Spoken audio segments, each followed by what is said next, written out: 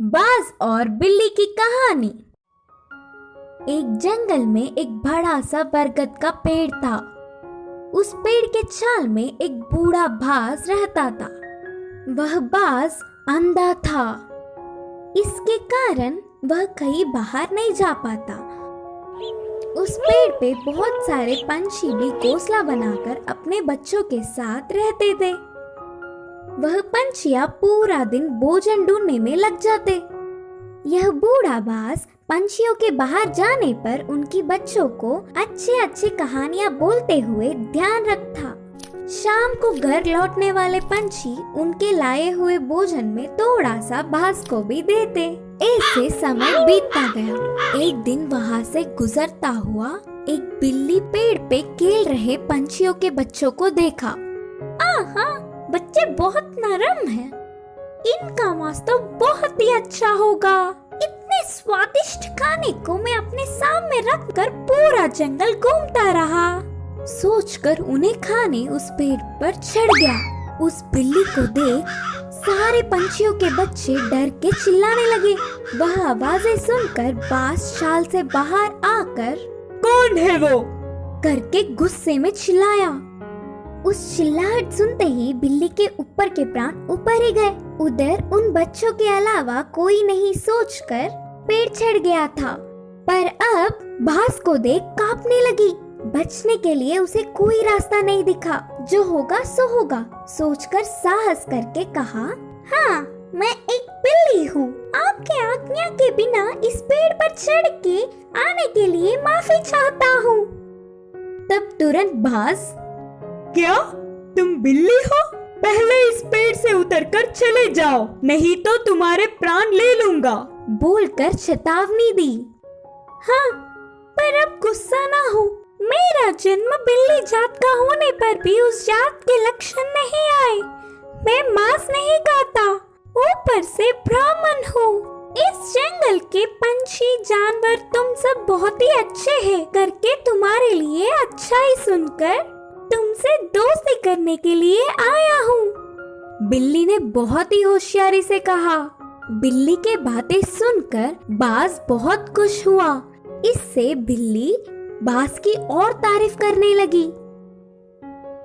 उस दिन से दोनों अच्छे दोस्त भी बन गए। तब से हर दिन वह बिल्ली पंछियों के ना होने के समय पर बाज के पास आकर 1 घंटा बातें करके चली जाती। बिल्ली के मीठे मीठे बातों से पंछियों के बच्चे उससे अच्छे से मिल गए। ऐसे कुछ दिन बीत गए। फिर मौका देख हाथ आए हुए हर एक बच्चे को खाना शुरू कर दिया। बिल्ली खाने के बाद बिना किसी को दिखे उन बच्चों के हड्डियों को बाज के रहने वाले छाल में फेंक दिया। आगे आगे पेड़ पे रहने वाले पंछी अपने बच्चों को गायब होता देख वह सब एक दिन इकट्ठा होकर बाज के पास आकर अपने बच्चों के गायब होने वाले खबर पूछे। अंधा बाज उसे कुछ नहीं पता, लेकिन सारे पंछी बाज के घर जाकर देखा तो पूरा छाल पंछी के बच्चों की हड्डियों से भरा पड़ा था। बिल्ली के बारे में ना कुछ जाने बिना सारे पंछी बाज ही उनके बच्चों को मारकर खाया होगा सोचकर उस बूढ़े बाज को अपने नुकीले चोंचों से वार कर करके मार दिया। करके पीड़ित होते हुए बाज ने अपने प्राण छोड़े। इस कहानी की शिक्षा है कि जन्मजात के लक्षण मरने से भी नहीं मिटते। कुएं में हीरे का कंगन। एक गांव में रामू नाम का एक लड़का रहा करता था। एक दिन जब उसकी माँ घर साफ कर रही थी तब उसे एक पुराने जमाने का सोने का कड़ा मिला।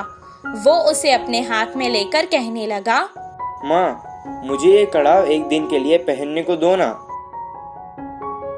बेटे की इस ख्वाहिश को देखकर माँ ने कहा, ठीक है बेटा, पहन लो, लेकिन याद रखना कोई साधारण कड़ा नहीं है। ये तो सोने का कड़ा है। आज इसे पहन लो और कल तुम्हारे पिता को बिना बताए हम इसे वापस अलमारी में रख देंगे। जैसे ही इसकी माँ ने कहा वो तुरंत कड़े को पहन के सारा गांव घूमने लगा। रात में भी उसने उस कड़े को खुद से दूर नहीं किया और अपने पास ही रखकर सुकून से सो गया।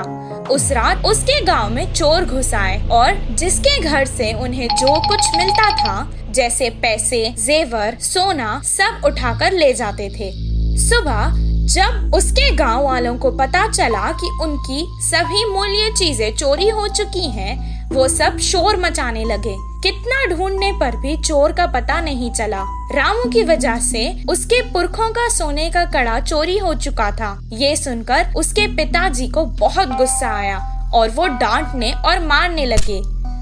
कुछ देर बाद उसने कहा, वो कोई खिलौना नहीं था जो तुमने खो दिया, वो मेरे पुरखों की निशानी थी। अब दोबारा मुझे अपनी सूरत नहीं दिखाना, निकल जाओ यहाँ से। बेटे को कड़ा देने के लिए वो अब अपनी पत्नी को भी डांटने लगा।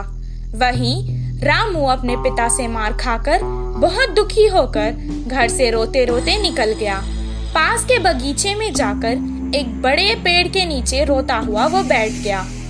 वहीं पेड़ के नीचे जो चोर ने उसका कड़ा चुराया था, वो चोरी किया हुआ सामान वहां बंटवारा कर रहे थे। वो दोनों चोर जोर जोर से बात कर रहे थे। ये सुनकर रामू को पता चल गया कि वो वही चोर है। वो धीरे से वहां से उठा और कुएं के पास जाकर कुएं में देखकर रोने लगा और कहने लगा कि उसके हीरों का कड़ा कुएं में गिर गया है। उसके रोने की आवाज सुनकर चोर उसके पास आए और रामू से पूछने लगे कि वो क्यों रो रहा है। रामू ने जवाब दिया, मेरे दादा बहुत बड़े पंडित थे और उन्होंने एक जमींदार के पास पूजा की थी, तो उन्होंने उन्हें तोहफे में एक हीरो से भरा हुआ सोने का कड़ा दिया था। वो कड़ा मैं मेरे घर वालों को बिना बताए पहनकर आ गया था और यहाँ आकर खेल रहा था और अचानक मेरे हाथ से वो कड़ा फिसल कर गिर गया था। जब मैं उस कड़े को हाथ लगाता था तब भी वो मुझे डांटते थे और अगर मैं उन्हें बताऊंगा कि मेरे हाथ से वो कुएं में गिर गया तो वो मुझे मार देंगे।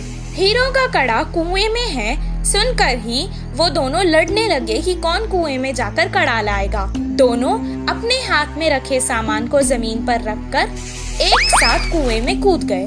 जैसे ही रामू ने ये देखा, वो तुरंत पैसे और जेवर लेकर भागकर गांव वापस आ गया। आकर गांव के बड़ों को उन चोरों के बारे में बताया। तब सब गांव वाले कुएं के पास आए और उन दोनों चोरों को पकड़कर मारा और उन्हें बहुत अच्छा सबक सिखाया। सबके जेवर और पैसे उन्हें वापस मिल गए। रामू और उसके परिवार को उनका पुश्तैनी कड़ा वापस भी मिल गया था और रामू की होशियारी की वजह से रामू को खूब शाबाशी भी मिली। इस कहानी से हमें ये शिक्षा मिलती है कि समय पर चतुराई दिखाने से मुश्किल समस्या भी टल सकती है। पछताने वाला मोर। एक जंगल में कौवा पंछी बहुत अच्छे मित्र थे। वे एक दूसरों की मुश्किलों में मदद करते थे। एक दिन कौवा पंछी के रहने वाले जगह पर बचाओ बचाओ मित्र बचाओ बोलते हुए कांपता एक मोर उनके पास भागते हुए आया। क्या हुआ मित्र, कहाँ से भागते आ रहे हो? इतने परेशान क्यों हो? मुझ पर शिकारी की नजर पड़ी, वह मेरे पीछे पड़ता आ रहा है तो बचने के लिए भागता हुआ रास्ता भूलकर तुम्हारे सामने आई। अब तुम्हें ही मुझे बचाना होगा। अच्छा ठीक है यार, पंछी ने कहा। कौवा पंछी ने उस मोर का साथ दिया। फिर से वापस जाने के लिए रास्ता भूलने के कारण कौवा पंछी के साथ वहीं रहते हुए मोर अच्छी मित्र बन गई। उनकी मित्रता कुछ दिन अच्छा था। कौवा पंछी के बीच के मित्रता ना सह पाते हुए मोर जलने लगी। किसी भी तरह कौवा पंछी को अलग करना चाहती थी। एक दिन कौवा भोजन के लिए बाहर जाने के समय पर मोर ने पंछी से कहा, मित्र तुम कौवे से इतना ज्यादा मित्रता बढ़ाकर बहुत ही नजदीक रह रहे हो। क्या तुमने उसकी बदसूरती कभी नहीं देखी? उसे देख सब चिढ़ जाते हैं। तुम्हारा उससे दूर रहने में ही भलाई है। मैं जो कहनी चाहती थी वो कह चुकी, बाकी तुम्हारी मर्जी। वह सुनकर अचानक चौंकने वाला पंछी मोर से कहा, हाँ सच्ची, मैंने इतने दिनों से कौवे के बारे में सोचने की कोशिश भी नहीं की। हट, उससे क्या दोस्ती, उससे क्या मित्रता। तुम्हारे जैसे सुंदर वालों से मित्रता करने से मेरा मूल्य और होदा बढ़ेंगे। उसकी चाल सफल हुई करके मोर खुश हुई। आगे आगे मोर पंछी के व्यवहार में परिवर्तन देख कौवा उन्हें उसे दूर करने की बुरी सोच को समझी। एक दिन, मित्रों, मेरी वजह से तुम्हें तकलीफ हो रहा होगा, इसीलिए इधर के पास में ही एक घोंसला बनाया। मैं वहाँ जाकर रहूंगा। चलता हूँ, करके कौवा उदास होकर कहा। वह अपने आप जा रहा है करके बोलने पर मन ही मन बहुत खुश होकर, अच्छा अब तुम्हारी मर्जी मित्र, मोर और पंछी ने कहा। मोर और पंछी कौवे का भला टली करके खुशी मनाने लगे। ऐसे समय बीतता गया। पुराने मित्रों को छोड़ के आए हुए बहुत दिन होने से कौवे को उन्हें देखने की इच्छा जागी। पुरानी जगह पर उड़ता हुआ आया। उसी क्षण अपने पंख खोलकर नाचने वाले मोर पर एक शिकारी ने निशाना लगाया। कौवा देखा और परेशान हुआ। हटो वहाँ से, मोर मित्र, हटो, खतरा खतरा बोलकर जोर से चिल्लाया। पास में मरी हुई सांप को अपनी चोंच से पकड़कर शिकारी पर छोड़ा। सांप अपने ऊपर गिरने से, बचाओ बचाओ, सांप सांप बोलते हुए जोर से चिल्लाकर डर के शिकारी वहाँ से भाग गया। यह सब देखकर मोर के होश उड़ गए। भागते हुए आकर कौवे की चरणों पर गिरी और रोते हुए कहा, माफ कर दो मित्र, सुंदरता के घमंड में मैं मेरे मुश्किल समय में मदद करने वाले तुम्हें धोखा दिया, लेकिन तुमने मेरे प्राण बचाए। तुम्हारा कर्ज कैसे भुगतान करूं? तब कौवे ने कहा, पछतावे से बड़ी कोई सजा नहीं, मैंने तुम्हें पूरे दिल से माफ किया। तभी आई हुई पंछी पूरी बात जानकर दुखी होकर अपनी की हुई गलती पर शर्मिंदा होकर सिर झुकाया। फिर तब से कौवा पंछी मोर हमेशा की तरह अच्छे मित्र जैसे रहने लगे। इस कहानी की शिक्षा है कि अपने भूलों को भी भुलाने वाला ही सच्चा मित्र होता है।